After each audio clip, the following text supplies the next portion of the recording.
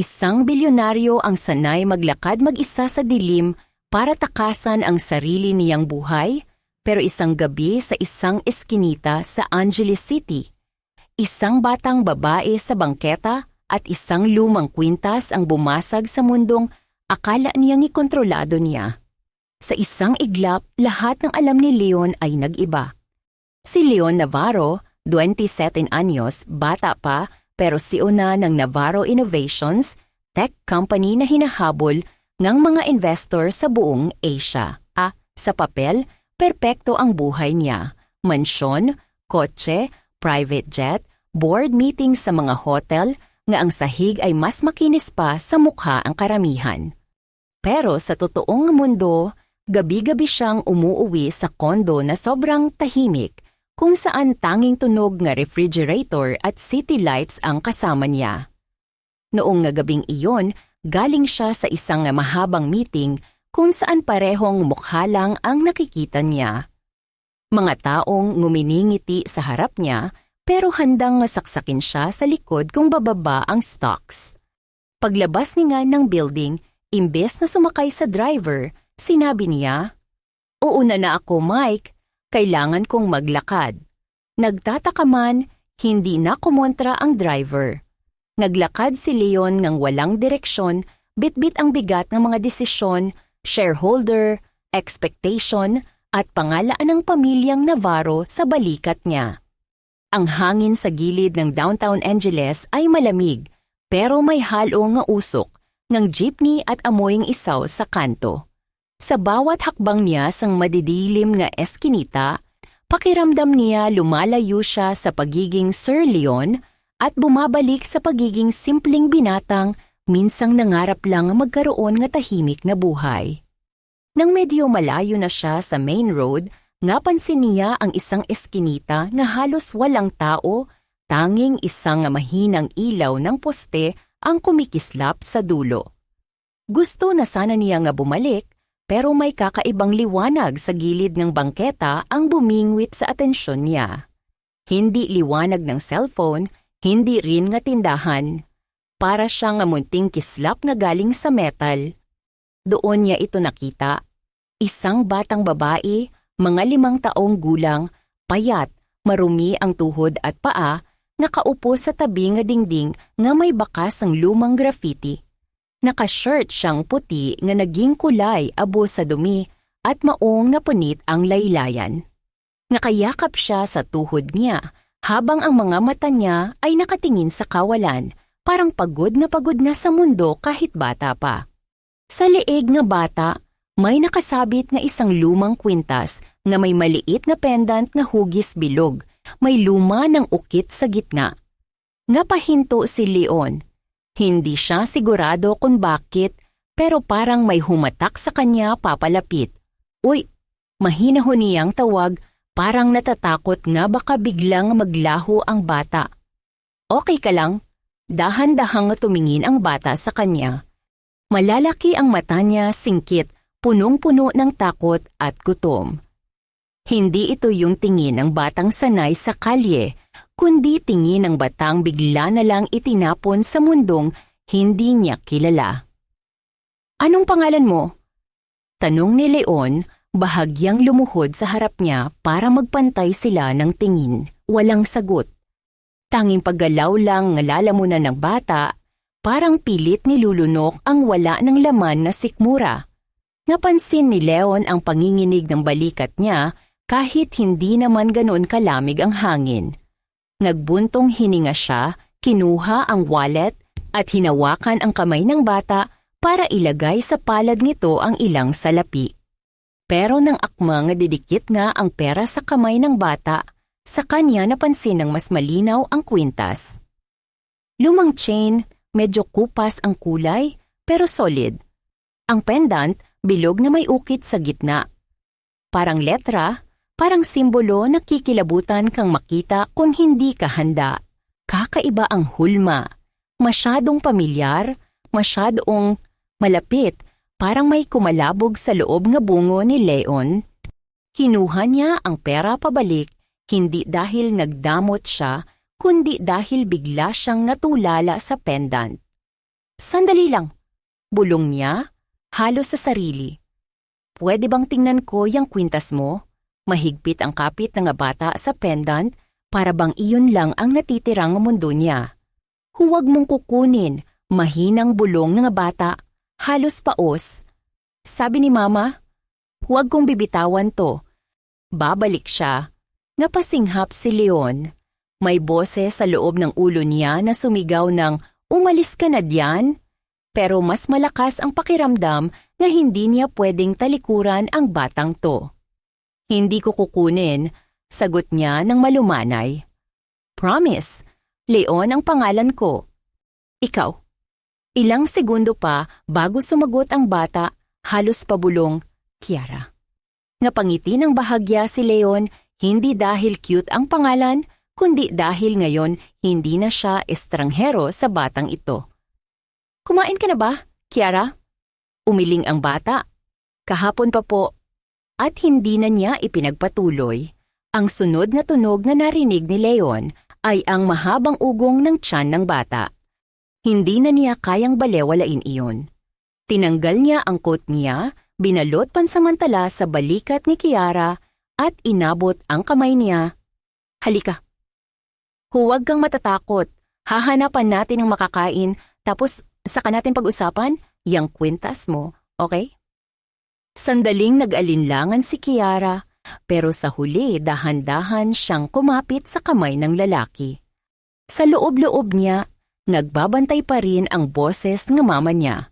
Huwag basta sasama sa kahit sino. Pero may kung anong kakaiba kay Leon.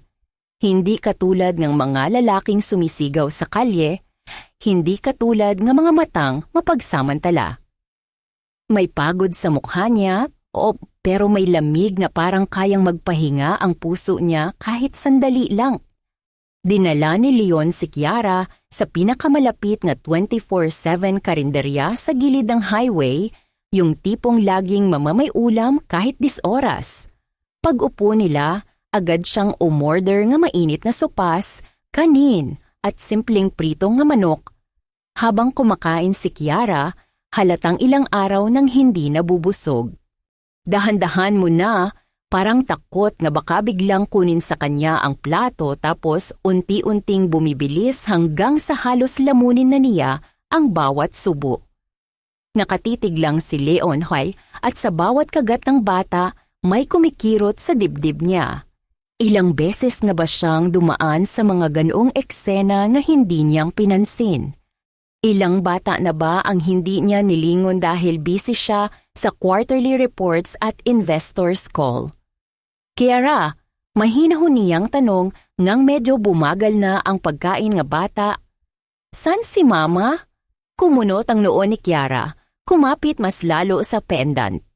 Sabi po niya, sandali lang daw siya, may aasikasuhin lang, tapos matagal na pong sandali. Kumislap ang luha sa gilid ng mata niya pero pinigilan niya. Sanay na siyang umiiyak ng walang tunog pero sa harap ng lalaking ito, hindi niya alam kung bakit parang gusto niyang umiyak ng malakas. May sinabi ba siya tungkol sa kwintas? Tuloy ni Leon, hindi na kayang itago ang interes. Sino nagbigay sa kanya niyan? Dahan-dahang tinaas ni Kiara ang pendant. Tiningnan na para bang paulit-ulit na niyang ginawa. Sabi niya, regalo daw sa kanya dati. Galing sa isang taong, hindi niya pwedeng kalimutan. Sabi niya, kapag may mabuting taong nagtanggal nito sa leeg ko, ibig sabihin, oras na para sabihin ang totoo. Napalunok si Leon. Tila may humigop ng hangin sa baga niya. Mabuting tao. Nagtanggal ng kwintas. Hindi niya alam kung matatawa ba siya o matatakot. Anong klaseng script to? Nag-abot siya ng kamay. Pwede ko bang hawakan sandali? Muling nanginginig ang daliri ni Kiara, pero dahan-dahan niyang inalis ang pendant sa leeg niya at inilapag sa palad ni Leon. Nang tumama ang lamig ng metal sa balat niya, para siyang sinampal ng nakaraan. Sa loob ng pendant, sa maliit na engraver na halos nabura na, may nakaukit na pangalan. Hindi man ganoon kalinaw, pero para kay Leon, parang nakabalandra sa harap niya sa malaking LED screen. Sofia Elise, at sa likod ng maliit na metal, may isa pang ukit, for L. Parang may sumabog na alaala sa utak niya. Isang lumang larawan na matagal na niyang itinago sa pinakailalim ng drawer. Isang nga babae na nakatalikod, nga kasuot nga puting bestida. May hawak nga maliit nga pendant nga eksaktong ganito ang itsura. Isang boses mula sa nakaraan. Leon, kahit anong mangyari, huwag mong kakalimutan itong pendant. Ito lang ang patunay nga hindi lahat ng bagay sa buhay natin nga bibili. Napakapit siya sang pendant, halos mabasag.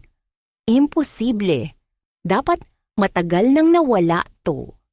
Leon, tawag nga batang boses ni Kiara. Sa'yo po ba talagang yan? Ngatigilan siya. Hindi ko alam, sagot niya ng totoo. Pero may kakilala akong babae, dati. Ganitong nga ganito ang pendant niya. Bago pa niya maproseso lahat, may narinig silang may kumatok mula sa labas ng karinderya. Hindi pinto, kundi mesa. Dalawang lalaking nakaitim, may suot na cap, nakatayo sa kalsada, nakatingin diretso sa kanila. Hindi mukhang gutom, hindi mukhang customer, hindi rin mukhang pulis. Isa sa kanila, may manipis na peklat mula sa base ng tainga pababa sa leeg. Boss Leon, tawag ng cashier na kabisado ang itsura niya bilang kilalang na negosyante sa lugar. May hinahanap lang daw sila. Tumayo ang isang lalaki lumapit ng bahagya, hindi inaalis ang tingin kay Kiara. Pasensya na, sir. Malamig ang boses niya. May hinahanap lang kaming bata. 5 taong gulang, nakaputing shirt, maruming maong, may kwintas na ganito. Inilabas niya mula sa bulsa ang litrato nga isang pendant nga halos kapareho ng hawak ni Leon. Baka nakita ninyo. Naramdaman ni Leon ang pagkapit ni Kiara sa laylayan ng damit niya, parang kumakapit sa bangka sa gitna ng bagyo. Hindi niya kailangan nga paliwanag, ramdam niyang kilala ng bata ang presensyang nila. Wala akong alam, malamig pero kontrolado ang sagot ni Leon, itinatago ang pendant sa loob nga palad. Bakit? Ano bang ginawa ng batang hinahanap ninyo? Nagkatinginan ang dalawang nga lalaki, nagsimangot ang isa. Hindi na po ninyo problema yun, sir. May nagbabayad lang sa amin para hanapin siya. Doon mismo kumulo ang dugo ni Leon. Kung dati lahat ng problema na wala sa spreadsheet ay hindi niya pinapansin, ngayong may batang nagsisiksik sa tabi niya, ibang usapan na ito. Sinabi na nga, wala akong alam. Ulit niya, ngayon mas may diin. At kung hinahanap niyo ay batang lansangan, bakit kayo naka-earpiece at may sasakyang naghihintay sa kanto? Hindi ba sobra naman yan para lang sa isang wala? Bumigat ang hangin. Ang cashier, umiwas ng tingin. Si Kiara, halos kumapit nga sa braso ni Leon. Tumikhim ang lalaking may peklat, ngumiti ng peke. Pasensya na sa istorbo, sir. Baka nagkakamali lang kami. Pero sa tono nito malinaw. Hindi pa sila tapos. Ngang makalabas ang dalawa, hindi na nag-aksaya nga sandali si Leon. Binayaran niya ang pagkain, kinuha ang kwintas at ibinalik kay Kiara. Isuot mo to, ngayon din, at makinig ka sa akin. Napatitig sa kanya ang bata, halata ang takot. Kiara, hindi naligtas ang lugar nga to para sa'yo. Sasama ka sa akin. Hindi kita ibebenta, hindi kita ipapamigay, pero hindi ko kayang ipagkibit-balikat to. Naintindihan mo? Mabagal pero malinaw ang tango ni Kiara. Sige po, Kuya Leon, basta huwag mo akong iiwan. Parang may tumama sa gitna ng dibdib niya. Hindi niya maalala kung kailan huling may nagsabi sa kanya ng ganoong klase ng tiwala. Hindi kita iiwan, sagot niya. At sa unang pagkakataon, ramdam niyang hindi lang iyon salita. Paglabas nila ng karinderya, sininyasan na niya ang driver sa malayo. Mike, bukas pinto. Diretso tayo sa safe house. Hindi sa mansyon, hindi sa opisina, kundi sa maliit na condo unit na itinago niya sa mundo para sa mga panahong gusto niyang mawala bilang Sir Leon. Habang papasok sila sa sasakyan, hindi niya maiwasang lingunin ang paligid. At sa dulo ng kanto, sa ilalim ng poste ng ilaw, nakita niya ang lalaking may peklat sa leeg, nakasandal sa pader, nakatingin sa kanila na parang ngumiting peke. Hindi siyang lumapit. Hindi siya sumigaw, pero sapat na ang tingin niyang iyon para malaman ni Leon. Hindi ito simpleng pagkakamali lang. At habang humaharurot ang sasakyan palayo, si Kiara ay nakadikit sa kanya, mahigpit ang yakap sa kwintas, at sa loob-loob ni Leon, isang tanong ang umuukit ng malalim, bakit ang kwintas na matagal na niyang itinuring na parte lang ng nakaraan ay nasa leeg ngayon ng batang ito. Bakit pakiramdam niya, sa gabing iyon, hindi siya ang nagligtas kay Kiara, kundi si Kiara ang magbabago sa buhay niya magpakailanman? Sa biyahe papunta sa safe house, halos hindi kumurap si Leon. Nasa likod siya ng kotse, katabi si Kiara, habang si Mike ay tahimik nga nagmamaneho sa harap. Nakatingin lang ang bata sa bintana, yakap ang maliit na kwintas sa dibdib, para bang kapag may kumalas dito ay tuluyan nga siyang mawawala. Kuya Leon, mahina niyang tanong sa gitna ng ugong ng makina. Babalik pa po ba si Mama? Hindi agad nakasagot si Leon. Sa dami ng tanong sa ulo niya, ihon ang pinakaayaw niyang sagutin pero siyang pinakanararapat sagutin. Hindi ko alam. Tapat niyang sagot, hindi na nagkunwaring superhero. Pero hahanapin natin siya. Hindi kita iiwan hanggat hindi natin alam ang totoo. Okay? Tumango si Kiara, pero malinaw na hindi sapat ang sagot nga iyon para punan ang butas sa puso niya. Pagdating nila sa underground parking ng isang lumang condo building, mabilis na bumaba si Leon, binuksan ang pinto sa likod at binuhat si Kiara nang hindi na ito tinatanong. Nagulat ang bata pero hindi na kumontra. Mas pinili niyang kumapit sa leeg ng lalaki. Ang safe house ni Leon ay isang simpleng unit sa ika-10 palapag. Walang palamuti, walang larawan, puro basic lang. Sofa, maliit na kusina, isang kwarto, at isang working table na puno ng laptop at papel. Ito ang lugar na pinupuntahan niya kapag gusto niyang maging normal, yung Leon na walang apelyidong Navarro sa dulo. Pagpasok pa lang nila, automatikong sinara ni Leon ang 3 lock sa pinto. Tumingin si Mike. Boss, anong meron? Bakit parang may habulan nga ato? Tiningnan siya ni Leon saglit. May mga lalaking naghahanap sa bata. Hindi ako komportable sa mga mukha nila. Baka kailangan natin ng ilang tao sa paligid. Tumango si Mike. Sanay na sa mga ganitong biglaan, pero ngayon halata ang kakaibang tensyon. Sige boss, tatawag ako ng 2 sa mga taong natin. Discreet lang. Umalis si Mike sandali. Iniwan si Leon at Kiara sa loob ng unit. Sige, palit tayong damit, sabi ni Leon kay Kiara. Kinuha niya ang isang malaking white t-shirt at soft shorts na gamit niya kapag wala siyang meeting.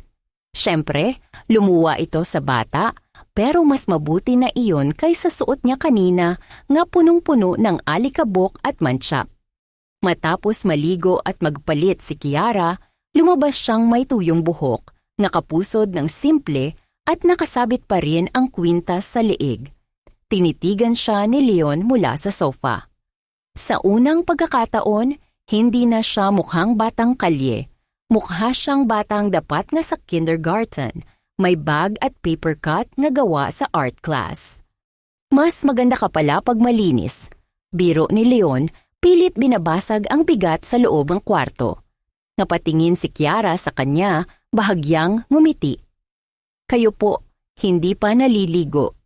Sabay turo sa gusot nga polo ni Leon. Nga patawa siya ng mahina. Matagal na mula nang may batang nag-comment sa itsura niya na parang wala lang. O sige, ikaw no nananalo, maliligo na ako, sabi niya. Pero habang naliligo ako, nandito ka lang sa loob.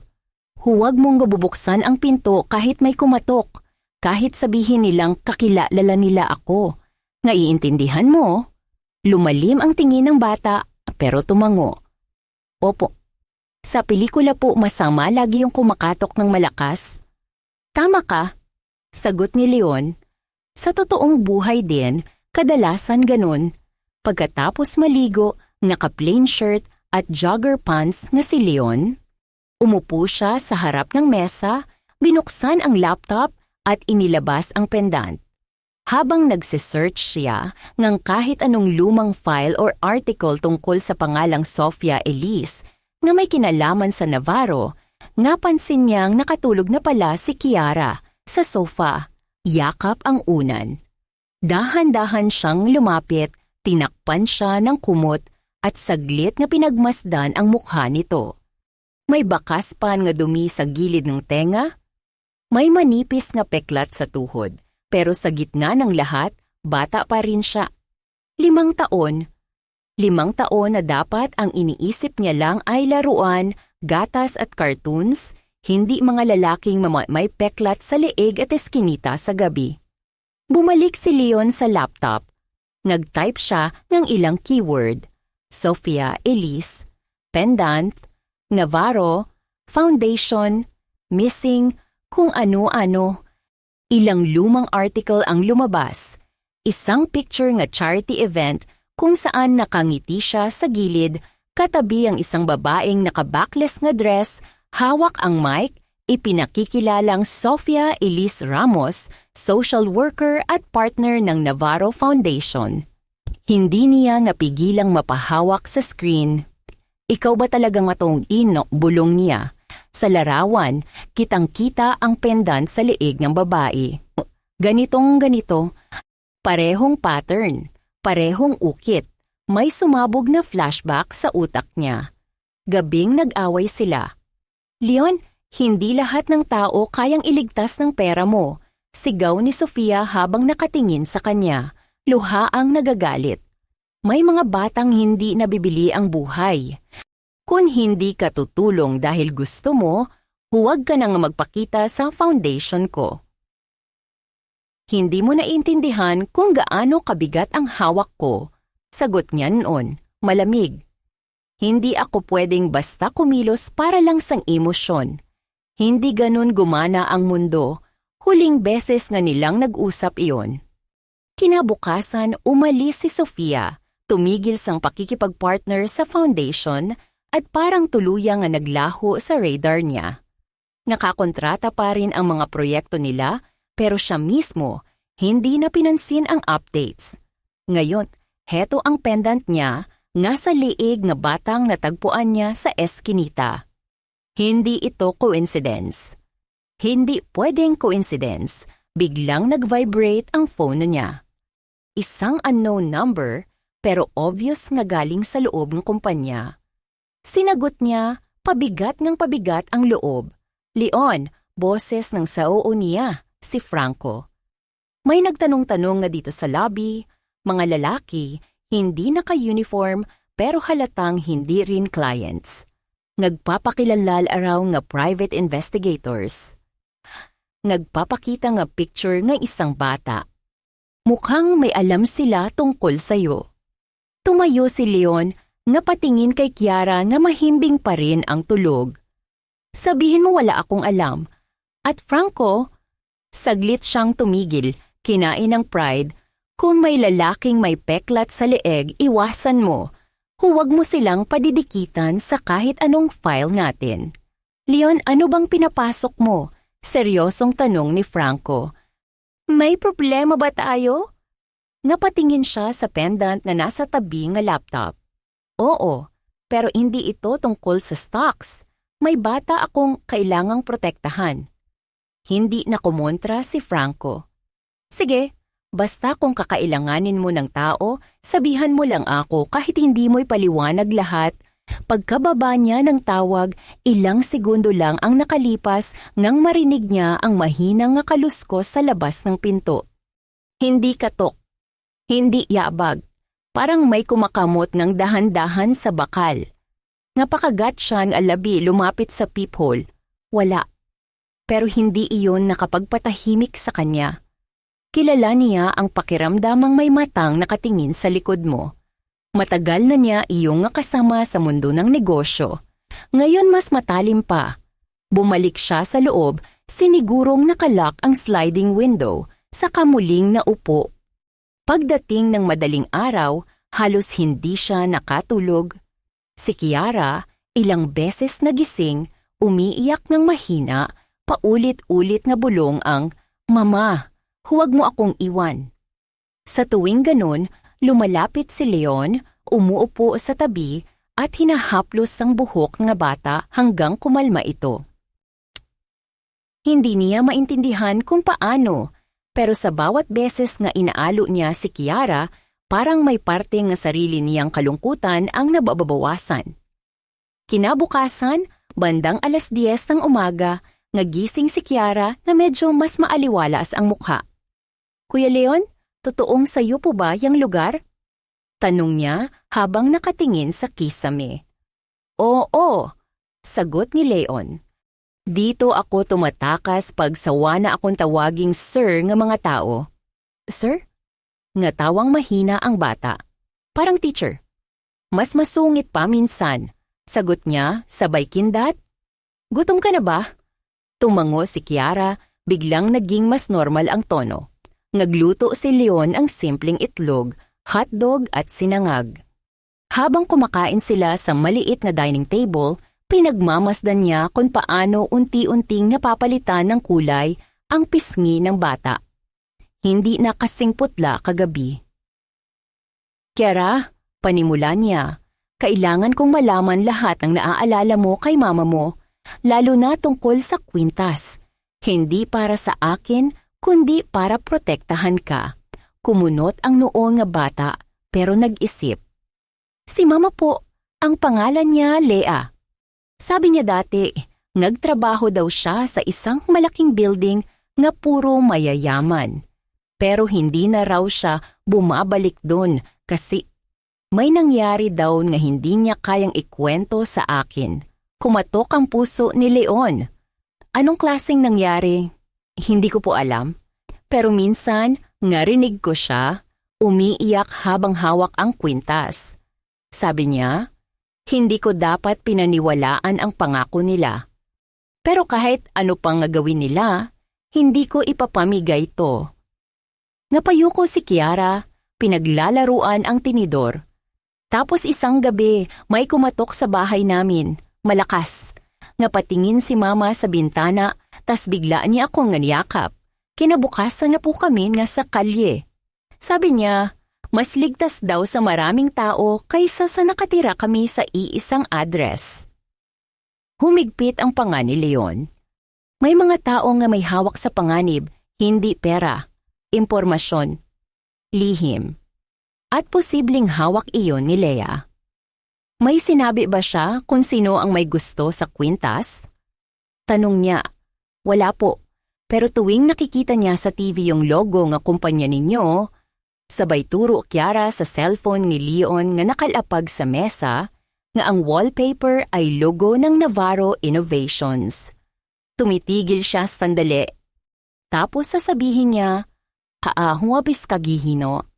Isang araw malalaman ng taong yun ang totoo, pero sana hindi nakasali ang anak ko sa gulo nila." Parang may dumagan na batong sobrang bigat sa dibdib ni Leon. Taong yun. Malinaw sa isip niya, hindi kumpanya, hindi brand, tao, at may malakas na posibilidad na siya iyon. Bago pa siyang makapagtanong ulit, may kumatok sa pinto. Malakas. Hindi mahinahong nga katok ng delivery, hindi magalang na katok ng kaibigan. Yung katok na parang may karapatang nga buksan ang kahit anong pinto. Tumayo si Leon, sinanyasan si Kiara na huwag gagalaw. doon ka sa kwarto. Ngayon, sumunod agad ang bata, halatang nasanay na sa ganitong klaseng takot. Ngang pumasok si Kiara sa kwarto, sinara ni Leon ngang dahan-dahan ang pinto, saka lumapit sa main door. Sino yan? Malamig niyang tanong. Maintenance lang, sir. Sagot nga boses sa labas, masyadong formal para sa karaniwang maintenance. May kailangang ayusin sa linya ng addi ng tubig. Tumingin si Leon sa peephole. Dalawang lalaki, parehong hindi naka-uniform ng building. Isa sa kanila, nakayuko, pero kahit anong ngayuko niya, kilala pa rin ni Leon ang peklat na gumuguhit sa gilid ng leeg.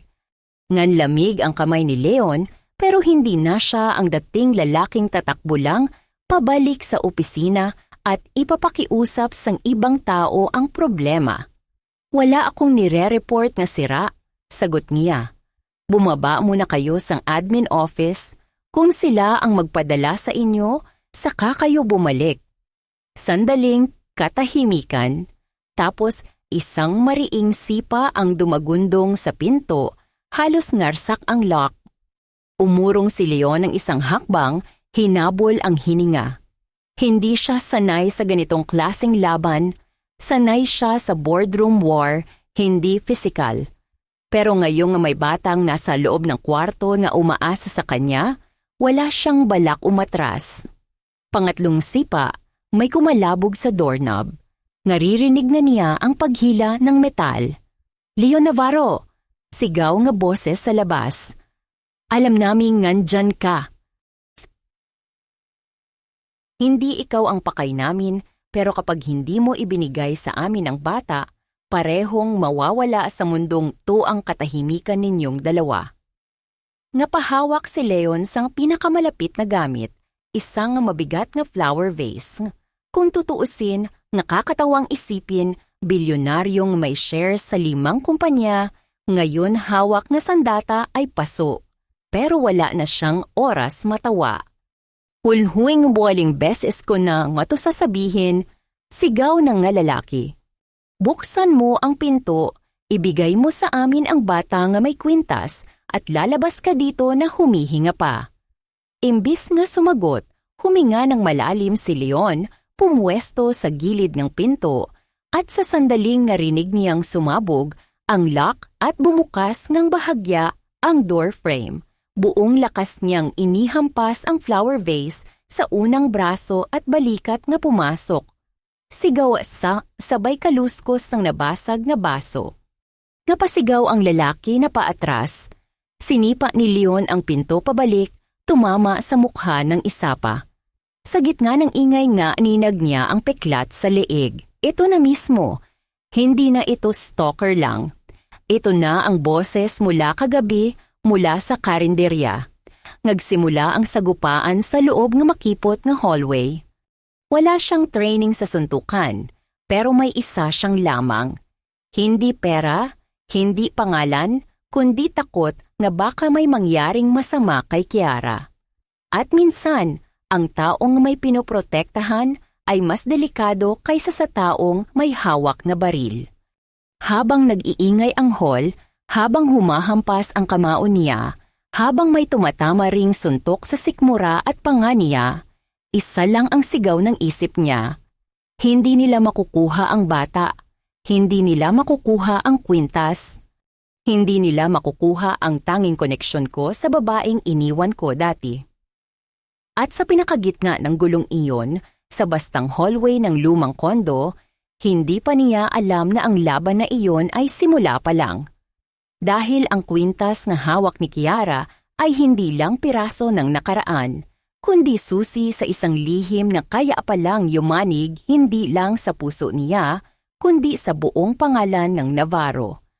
Ang paghampas ni Leon sa lalaki ay nagdulot ng ilang segundong katahimikan bago muling sumabog ang ingay sa makipot na hallway ng lumang kondo. Bumagsak ang vase, sabog ang baso sa sahig at umiikot ang utak ni Leon sa pagitan ang takot, adrenaline at responsibilidad. Narinig niya ang pag-atras ng mga lalaki pero hindi pa tapos ang panganib. Putangina, Leon Navarro, pala talaga. Bulong nga lalaking may piklat sa leeg habang pinupunasan ang dugo sa labi niya. Akala mo ba may magagawa ka? Ibigay mo ang bata? Ibigay mo ang kwintas? May kirot ang boses nito, hindi boses ng empleyadong sinusunod lang ang utos. May galit, may personal. Napakunot si Leon. Sino ka ba? At bakit bata ang habol mo? Imbis na sumagot, nagtaas ng kamay ang lalaki at sininyasan ang kasama niya. Kung di mo kaya mag-isip, tutulungan ka namin. Sabay sunggab muli ang dalawang lalaki at muling nagsalpukan ang katawan nila sa dingding. Hindi marunong lumaban si Leon sa estilong pangkalye pero sanay siya tumakbo, gumalaw at magsakripisyo ng sarili para sa bagay na pinahahalagahan niya kahit hindi niya inaamin. Hinataw niya ang siko sa sikmura ng isa, sinikap na maitulak at pabalik ang lalaki para makakuha ng espasyo. Sumuntok ang isa, tumama sa panga niya, dumilim sandali ang paningin niya pero hindi siya tumigil. May narinig siyang pagkaluskos mula sa kabilang dulo ng hallway, mga yapak. Sa loob niya, sumigaw ang utak. Si Kiara, huwag siyang lalabas. Ngunit sa gitna ng ingay, isang boses mula sa kwarto ang umaling-awngaw, mahina pero puno ng takot. Kuya Leon? Parang kidlat nga tumama sa kaluluwa ni Leon ang tawag ng bata. Hindi siya nakapag-isip. Sumugod siya. Hindi para umatake, kundi para maitulak palayo ang dalawang lalaki mula sa direksyon ng kwarto. Napasigaw ang isa sa kanila nga dulas sa basag na vase. Sinamantala ni Leon ang pagkakataon, hinila ang isa sa kwelyo at ibinangga sa dingding. Ngunit hindi pang matagalan ang lakas niya. Dalawang suntok lang mula sa malalaking lalaki at napaatras siya, halos mabuwal. Huwag kang lumapit sa bata. Hingal niyang sigaw kahit nanginginig ang tuhod niya. Hindi mo alam kung anong pinapasok mo, Navarro? Sabi ng lalaking may peklat. Sumusunod lang kami, pero kung magmamatigas ka... Biglang tumunog ang elevator, bumukas ang pinto at lumabas ang dalawang tao ni Mike. Malalakas, may dalang bat at lumang metal pipe. Boss, sigaw ng isa. Ano to it? Hindi na naghintay ang dalawang lalaking umaatake kay Leon. Tumakbo sila papunta sa hagdan at mabilis na naglaho pababa. Habulin natin sila! Sigaw nga isang tauhan. Pero pumagit nga si Leon, sumandal sa dingding, hinihingal at hawak ang dibdib. Huwag niyong hahabulin. Hindi pa natin alam kung may kasama sila. Alamin muna natin kung ligtas si Kiara. Nagsibalisang nagtakbuhan ang mga tauhan niya papasok sa unit. Si Leon, kahit masakit ang panga at braso, halos hindi gumagalaw ang binti pero naglakad pa rin. Binuksan niya ang pinto ng kwarto, halos bumali ang panga niya sa kaba kung anong posibleng makita. Nandoon si Kiara, nakaluhod sa likod ng kama, yakap ang kwintas, nanginginig. Nang makita siya, agad siyang tumakbo papunta kay Leon. Akala ko po kinuha na nila ako, Mamo. Pinigil ni Leon ang sarili na hindi mapahagulgol sa harap ng bata. Lumuhod siya kahit masakit ang tuhod niya at niyakap ang bata ng sobrang higpit. Hindi kanila makukuha. Habang nandito ako, hindi. Unang beses iyon nga naramdaman niya ang sarili niyang mga kamay nga nanginginig hindi dahil sa pagod, kundi dahil sa takot nga muntik niya ngang hindi maprotektahan ang batang, hindi niya na naman kaano-ano o baka naman hindi lang basta bata. Ngang kumalman nga kaunti ang bata, kinuha ni Leon ang cellphone niya, tumawag kay Mike. Ilabas niyo ako rito sa loob ng 10 minuto. Hindi na ligtas ang lugar na to. Boss, may mas ligtas pa ba kaysa safe house? Tanong ni Mike, halatang kinakabahan. Oo, sagot ni Leon, yung mansyon, doon tayo pupunta. Boss, hindi ba mas halata kung doon tayo pupunta? Bakang mas madali nila kayo nga mahanap. Mas gusto ko nga hanapin nila ako kung may buong security team ako sa paligid. Mas gusto kong harapin sila kaysa makatakas sila at bumalik ulit habang natutulog ang bata. Walang imik si Mike. Sige, maghahanda tayo. Habang nag-i-impake ng ilang gamit, napansin ni Leon nga nakatitig si Kiara sa kanya. Kuya Leon?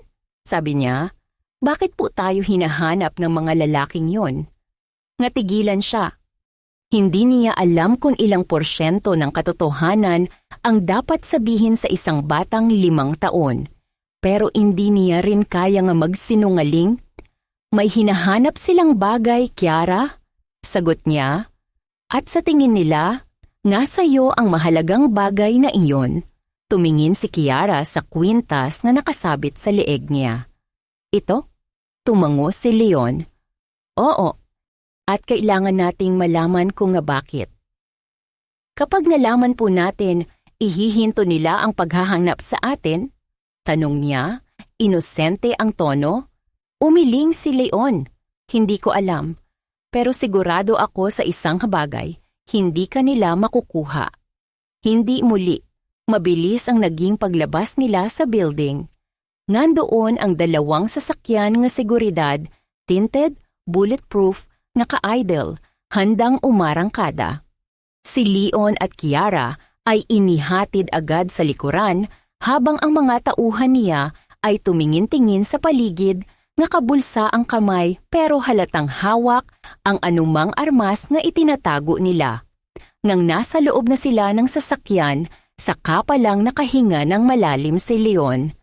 Boss, sabi ni Mike sa earpiece, sigurado ka bang hindi tayo sinusundan?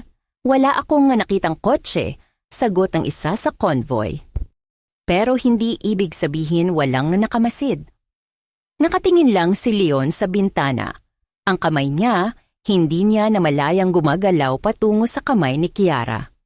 At nang hawakan niya, ang maliit na palad nito, hindi tumutol ang bata. Parang iyon ang hinihintay niya. Kuya Leon, tanong ni Kiara, bakit mo po ako tinutulungan? Hindi mo naman ako kilala. Napatitig si Leon sa kanya, matagal. Hindi ko pa alam, sagot niya. Pero may koneksyon ka sa nakaraan ko, kailangan kong malaman kung bakit at paano. May kinalaman po ba sa kwintas? Tanong ni Kiara habang nilalaro ang pendant. Oo, sagot ni Leon. At sa isang taong dapat hindi ko nalimutan. Pagdating nila sa mansyon, sinalubong sila ng 12 security personnel. Nakapila, hawak ang mga radio, naka-night mode ang CCTV. Hindi ito ordinaryong mamansyon. Ito ang Navarro Estate, dating pagmamay-ari ni Leon at ang kanyang ama. Pagpasok pa lang nila, agad nga tinawag ni Leon ang Chief of Security. Gustong pumasok ng 2 lalaki sa safe house. Isang may peklat sa leeg. Protektahan ninyo ang lahat ng pasukan. Wala munang lalabas o papasok nga hindi ko sinasabi. Tumango ang chief. Yes, sir. Habang inaasikaso ang seguridad, kinuha ni Leon ang kamay ni Kiara at dinala siya sa loob ng malaking sala. Malaki ang mansyon, may chandelier, grand staircase, marble flooring, luxury sa bawat sulok. Pero habang naglalakad sila, napansin ni Leon na ang batang kasama niya ay hindi tulad ng ibang batang namamangha sa yaman. Nakatungo lang siya, parang hindi sanay sa ganito kalaking espasyo. Kiara, sabi ni Leon, okay ka lang? Opo, pero halatang kabado siya. Kuya Leon, hindi po ba ako dapat nandito? Hindi po ako bagay sa ganito. Napahinto si Leon. Lumuhod siya para pantay silang ngatingin. Makinig ka, wala sa itsura o lugar ang halaga ng tao. Hindi kita dinala rito dahil gusto kong maging sosyal ka. Dinala kita rito dahil gusto kong ligtas ka. Tumingin si Kiara sa chandelier, sa marble floor, sa malalaking larawan sang pader. Dito ka po lumaki? Oo, sagot ni Leon. Pero hindi ibig sabihin masaya ako rito. Mas malungkot ka po? Tanong ng bata. Parang ganon. Sagot niya, hindi pa handang aminin ang buong sakit ng nakaraan niya. Kiara, patuloy niya, may itatanong ako sa iyo. Kailangan kong maging tapat ka sa sagot mo. Importante ito. Ano po yun? May nakita ka bang sulat o narinig na sinabi ng mama mo tungkol sa isang pangalang Sofia Elise? Nganlaki ang mata ni Kiara. Tumingin siya sa kwintas, saka sa sahig, para bang may tinatago. Nakita ko po siya minsan na hawak ang kwintas habang sinasabi ang pangalan na yon. Anong sabi niya? Sabi niya, kung hindi niya ako narinig noon, sana marinig niya ngayon, kahit huli na. Parang may malamig na kamay na humawak sa batok ni Leon. Sapat nga ang sinabi ng bata para gumuhit sa utak niya ang lumang alaala. Ang pagtatalo nila ni Sofia, ang gabing iniwan niya ito, ang pendant na hawak niya at ang pangakong hindi niya tinupad. Hindi pwedeng siya ito. Hindi pwedeng si Sofia ang ina ni Kiara. Pero bakit pamilyar ang mata ng bata? Bakit sa tuwing tititigan niya si Kiara, may nakikita siyang piraso ng taong matagal na niyang sinubukang kalimutan? Bago pa niya malunok ang lahat ng tanong sa ulo niya, tumakbo papasok ang isang security guard. Sir Leon? Hingal niyang sabi. May nakita kaming van nga nakaparada sa kabilang gilid ng mansyon. 3 lalaking nakaitim sa loob. Hindi bumababa, pero nakamasid. Kumunot ang noo ni Leon. Mga mukha ba nila? Ngunit bago pa matapos ang tanong niya, isang kalabog mula sa gate ang umalingaw-ngaw. Mabilis na nagtakbuhan ang mga guard. Si Kiara napakapit sa braso niya. Kuya Leon, sila na naman po bang yun? Hinawakan niya ang pisngi ng bata. Oo, pero ngayong nga nandito ka na, hindi ka na nila basta-basta madadampot. Ngunit sa loob-loob niya, unti-unti na nga nabubuo ang takot nga matagal niyang hindi naramdaman. Ang takot nga baka ang lihim na matagal niyang hindi pinansin ay ngayon babalik para guluhin ang buhay niya at buhay nga batang kasama niya. At sa mismong sandaling iyon, narinig nila ang pumutok na tunog mula sa labas. Hindi baril, pero hindi rin normal. Isang senyales, isang babala. O simula nga mas malalim pang gulo. Sa mismo nga pagputok nga tunog sa labas ng Navarro Estate, tumigil ang mundo ni Leon. Hindi niya alam kung paputok, granada o simpleng basag lang ang metal, pero isang bagay ang malinaw. Hindi iyon aksidente. Mabilis na lumapit ang 3 security guard, sumisigaw ng close the inner gates. Secure the northeast wing. Habang hinahatak ang matitibay na bakal na pintuan. Sa tabi niya, si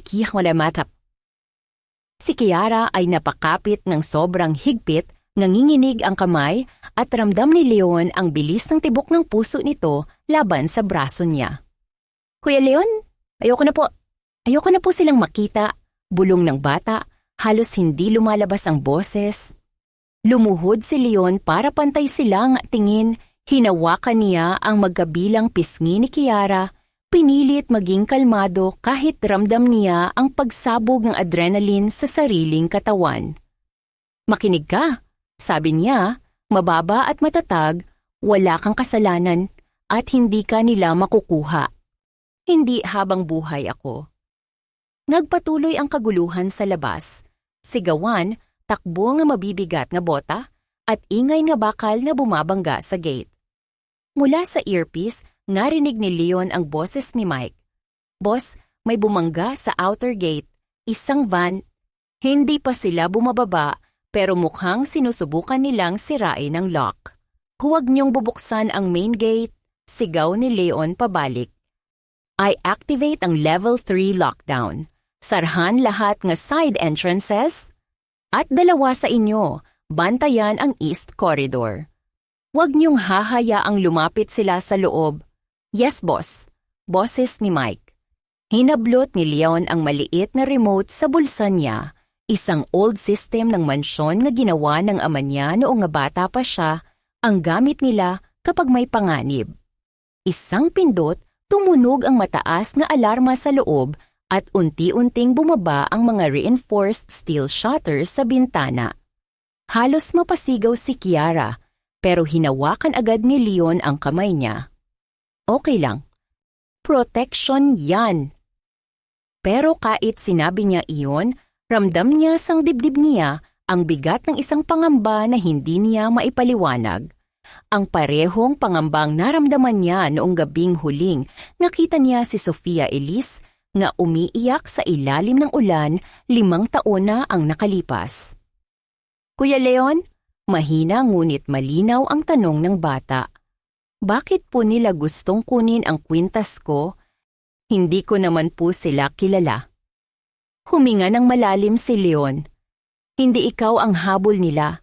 Yung taong nagbigay ng kwintas ang habol nila. At yung taong iyon, maaaring konektado sa pamilya ko. Nagkalus ko sa hallway. Mabilis na lumingon si Leon. Isang security guard lang pala. Sir, sabi nito, nasa labas pa rin sila. Pero may kakaiba. Hindi sila sumusubok pumasok agad. Parang may hinihintay. Hinihintay? Tanong ni Leon. Ano? Pero hindi niya natapos ang tanong. Mula sa labas, isang malakas na boses ang sumigaw. Leon Navarro, alam namin na nasa loob ang bata. Nganlamig ang batok ni Leon. Kilala niya ang boses na iyon. Nakilala niya agad. Mula sa nakaraan, mula sa isang gabi nga pagtataksil. Mula sa taong namuntik ng sumira sa kumpanya niya. At sa buhay niya, ilang taon na ang nakalipas. Si Rodan Cruz. Isa sa pinakamadulas, pinakamalupit at pinakamapanganib nga taong nakatrabaho ng Navarro Corporation. Dati itong Chief Data Engineer. Magaling, matapang, pero gahaman. Nahuli si Rodan sa pagnanakaw ng files at pagtangkang ilabas sa black market ang mga confidential na ari-arian ang kumpanya. Nawalan siya ng trabaho. Nawala ang pangalan niya sa industriya. At dahil doon, galit siya kay Leon. Pero bakit ngayon ang bata ang pakay niya? Leon? Muling sigaw ni Rodan mula sa labas. Hindi ka makakatakas, hindi mo naiintindihan ang hawak mong bata. Hindi lang siya basta bata. May dugo siya nga hindi dapat makita ng mundo. Ibigay mo siya at matatapos ito. Napakapit si Kiara sa kwintas niya, umiiyak na halos walang tunog. Kuya Leon, tama ba sila? Masama po ba ang dugo ko? Halos mabasag ang puso ni Leon sa tanong na iyon. Lumapit siya, hinawakan ang maliit na mukha ni Kiara, pinahid ang luha nito gamit ang hinlalaki. Hindi. Hindi kailanman magiging masama ang dugo mo at wala nga may karapatang kunin ka. Pero sa loob-loob niya, kumikirot ang katotohanan. Kung tama ang hinala ko, kung tama ang nakasulat sa mga dokumento nga nakita ko, kung ang batang ito ay anak ni Sofia Elise, at kung ang pendant ay tunay, ibig sabihin may koneksyon siya sa Navarro bloodline nga mas malalalim kaysa iniisip ko. Boss, pabulong na sabi ni Mike sa earpiece. Nakikita namin ang mukha ng isa, may mahabang peklat sa leeg. Siya yung nga nakita natin dati sa infiltration ng server room, di ba? Oo, sagot ni Leon, kumakabog ang dibdib. Siya nga, si Kernan, dating tauhan ni Rodan. Boss, patuloy ni Mike, kung si Rodan ang nasa labas, ibig sabihin may hawak siyang impormasyon tungkol sa kwintas. Pwedeng alam niya ang pinagmulang pamilya, patuloy ni Leon. At baka alam niya kung bakit nila kinuha ang mama ng bata. Biglang nanginig ang kamay ni Kiara. Kuya Leon, sinabi nga mama ko dati, kapag daw may tao nga may peklat nga lumalapit, kailangan ko raw tumakbo. Kasi sila raw yung nga kukuha. Hindi ka nila makukuha, putol ni Leon, pero ramdam niyang nanginginig din ang sariling boses niya. Habang humihinga ako, hindi. Ngunit sa katahimikan ng loob ng mansyon, ngarinig nila ang sunod-sunod na pagputok ng lock sa labasi. Hindi baril, pero parang hydraulic cutter nga pumuputol sa bakal. "Sir!" sigaw na guard. Inaatake nila ang gate, may dalang pangputol. Ilang minuto na lang to tatagal. Si Kiara ay halos dumapana sa sahig sa takot. Kuya Leon, kukunin nila ako. Please po, huwag niyo po akong ibigay. Napaluhod si Leon at niyakap ang bata. Hindi niya alam kung saan nanggaling ang lakas nga iyon, pero sa sandaling iyon, naramdaman niyang kahit buong mundo pa ang sumalpok, hindi niya bibitawan ang bata. Hindi ka mawawala, bulong niya, mas mahigpit kaysa sa pangako ng sino mang taong minahal niya noon. Hindi ka mawawala dahil hindi kita hahayaan. Pero sa gitna ng pagyakap nila, narinig nila ang isang boses mula sa likod. Malamig, matigas, at may galit na parang apoy. Hindi mo siya kayang protektahan mag-isa, Leon. Ngapalingon si Leon. Sa itaas ng hagdan, sa lilim ng chandelier, nakatayo ang isang babaeng may katangi-tanging presensya. Matangkad, maganda, matigas ang panga, at may matang puno ng galit, ngunit may bahid ng lungkot. Hawak niya ang isa pang kwintas, kaparehong nga nasa leeg ni Kiara. "Zaira?" bulong ni Leon, pero hindi nito sinagot. Bumaba ito sa hagdan. Mabagal, mapanganib, at biglang bumuka ang bibig nito para sabihing nagpakunot ang noo ni Leon. "Hindi mo deserve malaman ang lahat, pero wala na tayong oras, Leon. Ang batang yan." Tumigil siya sang 2 hakbang mula sa kanila. "Ay hindi mo lang responsibilidad, kapatid mo siya." Parang pinahira ng yelo ang buong katawan ni Leon, nganlaki ang mata niya, huminto ang paghinga niya, at unti-unting tumulo ang isang luha na hindi niya namalayan. "Ano?" Sa labas sumigaw si Rodan, malakas, may halong halakhak. "Oo, Leon, kapatid mo ang bata, at kung ayaw mo nga malaman ng mundo ang maduming sekreto ng Navarro bloodline, ibitan sa Bipon Sabranat. Ibigay mo sa amin ang bata ngayon nga."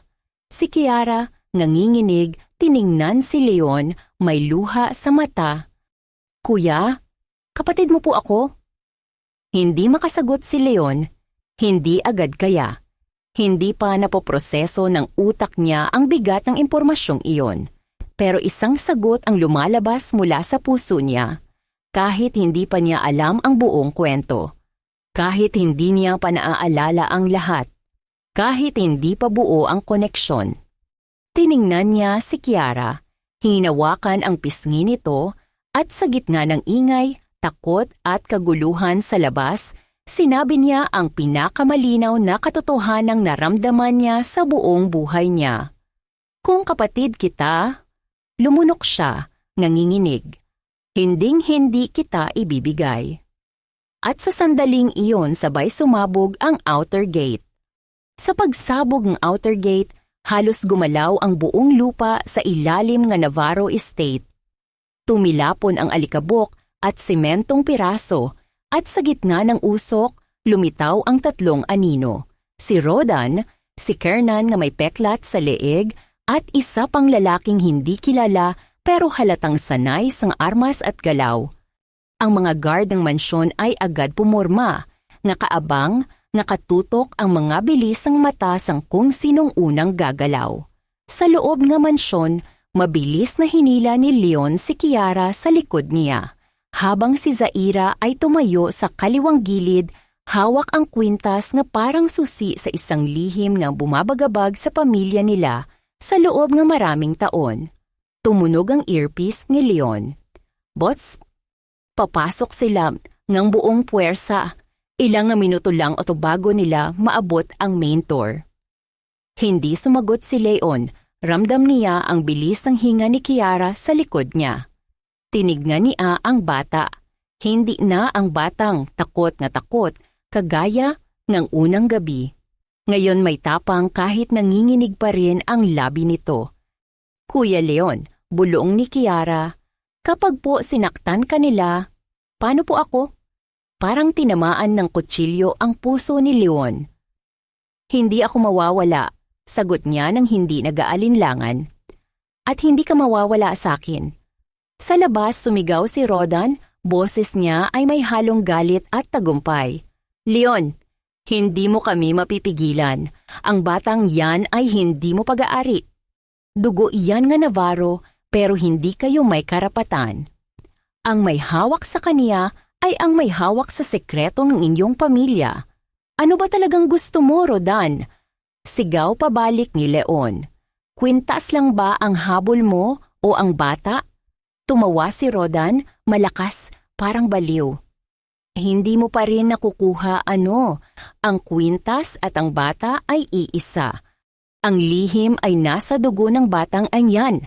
Dugo na dapat ay nawala na 5 taon na ang nakalipas. Ngunit dahil sang iniwan ng kapatid mo, ang lihim ngayon ay nabuhay. At hindi kami titigil hanggat hindi namin nakukuha ang kailangan namin. Nilingon ni Leon si Zaira. Anong sinasabi niya? Matalim ang tingin ni Zaira. Hindi ako makakapagpaliwanag ng buo ngayon, pero isa lang ang sigurado ko. Alam ni Rodan ang isang bagay na tinago ng pamilya natin. Isang bagay na kahit ako ay huli nang nalaman. Zaira, mamaya na, putol niya. Unahin natin ang buhay ng bata. Sa sandaling iyon sumabog ang unang layer ng main door. Napaatras ang mga guard pero nanatili silang nakaporma. Si Rodan at ang mga tauhan niya ay papalapit na. May hawak silang metal rods at cutting tools, parang mga hayop na kinakain ng sariling kasakiman. Boss, sigaw ni Mike mula sa hallway. Handa na ang interior barricade. Kailangan mo nang dalhin ang bata sa panic room. Hindi. Putol ni Leon. Dito tayo tatayo. Nagulat si Mike. Boss, hindi pwedeng. Dito. Ulit ni Leon. Hindi tayo tatakbo. Tiningnan niya si Kiara. Mas matatakot siya kapag iniwan natin siya sa isang madilim na silid. Hindi niya kailangan ng pader, ang kailangan niya ay tao. Walang nagawa si Mike kundi tumango. Kung ganun, nandito kami. Nagsipwesto sila sa likod ni Leon.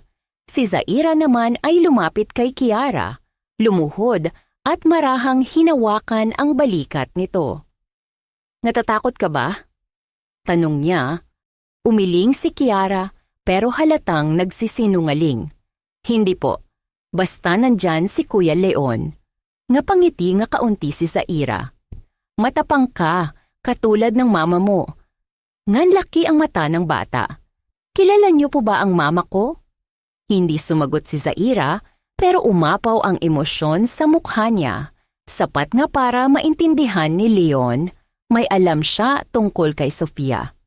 Bago pa siya makapagtanong, sumabog ang main door at pumasok si Rodan, nakangisi, nakataas ang isang baril na parang hindi niya iniinda ang dami ng guard na nakapaligid. Wala nang atras sino man dito, sigaw niya. Ilabas ang bata! Nagtutok ng baril ang mga guard pero pumagit nga si Leon. Rodan, kung talagang may kailangan ka, sabihin mo dito mismo. Huwag mong idadamay ang bata. Tumawa si Rodan. Bata? Sabi niya. Hindi siya bata, siya ang susi. Siya ang huling koneksyon ng Navarro bloodline sa proyektong tinago ng ama mo, isang proyektong dapat sana ay sinunog, inilibing, at nakalimutan. Kumunot ang noo ni Leon. Anong proyekto? Inikot ni Rodan ang baril, itinutok kay Leon. Project Helix. Halos huminto ang tibok nga puso ni Leon. Project Helix. Isang pangalan nga noong bata pa siya Naririnig niyang binabanggit ng ama nila, palihim, puno ng tensyon, at laging may bantang kailangang manahimik. Pinaniwala nila ang buong mundo na namatay ang Helix prototype, patuloy ni Rodan. Pero hindi. Ngabuhay ito at ngahanap niya ang daan pabalik. Saan niyo nga batang yan? Ang anak ng kapatid mo. Ang anak ng taong itinago ng sariling pamilya para hindi matuklasan ang totoo. Ngabingi si Leon sa salitang anak ng kapatid mo. Ang dibdib niya ay parang binuhat ng toneladang bigat.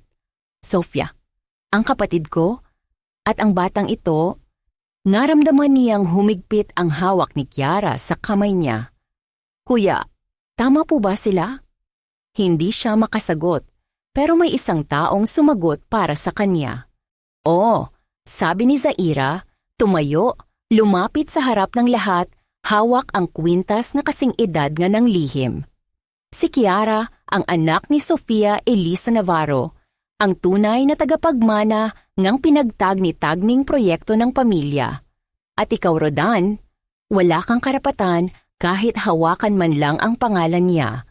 Parang binuhusan si Rodan ng apoy sa galit. Ibigay mo siya.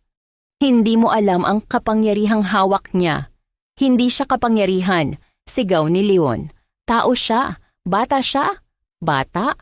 Umiling si Rodan. Hindi mo naiintindihan.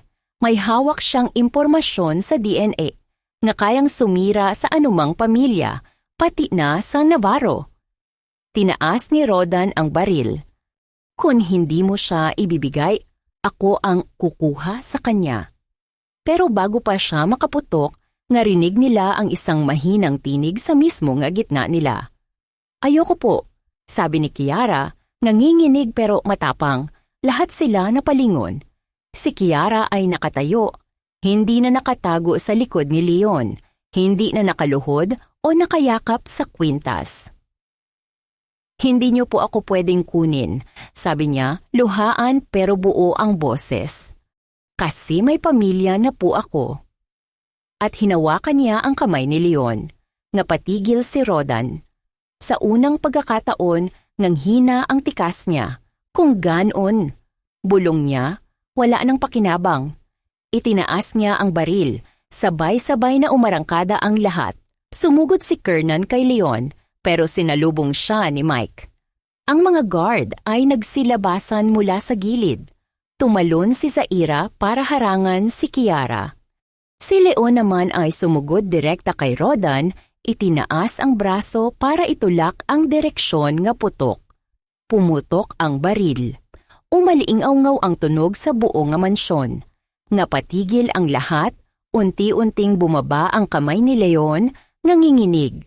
Habang si Rodan ay nakatulala, hawak ang balikat niya na duguan matapos maitabig ang baril sa maling direksyon. Hindi ka makakapasok sa pamilya ko, sigaw ni Leon bago sinugod at sinuntok si Rodan hanggang bumagsak ito. Nang masugpo ang mga tauhan ni Rodan at masara muli ang mansyon, lumuhod si Leon sa tabi ni Kiara, hingal at nanginginig. Kiara, bulong niya, totoo ang sinabi nila. Ikaw ang dugo ng Navarro. Ikaw ang anak ni Sofia at kapatid kita. Lumuhang tumulo sa pisngi ni Kiara. Kuya, hindi niyo po ako pababayaan? Niyakap niya ang bata ng mahigpit, parang may puwersang hindi na kayang paghiwalayin sila. Hindi. Hindi habang humihinga ako. At kahit wala na ako, hindi ka mawawala ulit. Lumapit si Zaira, may hawak na papel at lumang larawan. Larawan ni Sofia Elise, nga kangiti may hawak na sanggol. Leon, sabi niya, ito ang iniwan niya bago siya nawala. Tiningnan ni Leon ang larawan at ngalusaw ang puso niya. Sofia, bulong niya, patawarin mo ako, pero sa tabi niya, hinawakan ni Kiara ang kamay niya muli. Wala po kayong kasalanan, kuya. Sa unang pagkakataon sa maraming taon, naramdaman ni Leon ang kapayapaan na hindi niya alam na posible. Sa gabing iyon, matapos maaresto si Rodan at madala ang mga tauhan nito. Matapos maibalik ang tahimik nga hangin sa Navarro Estate, nakatulog si Kiara sang dibdib ni Leon, mahimbing, payapa, walang takot. At sa wakas, naintindihan ni Leon ang isang bagay na hinahanap-hanap niya, ngunit hindi niya mahanap kahit saang parte ng buhay niya. Hindi tungkol sa dugo, hindi tungkol sa proyekto, hindi tungkol sa Helix o Navarro name, kundi sa isang batang nagbigay muli nga dahilan para mabuhay siya. Sa huling sandali bago siyang makatulog, bumulong si Leon, hinahaplos ang buhok ni Kiara. Hindi ka na mawawala, at hindi na mawawala ang pamilya natin.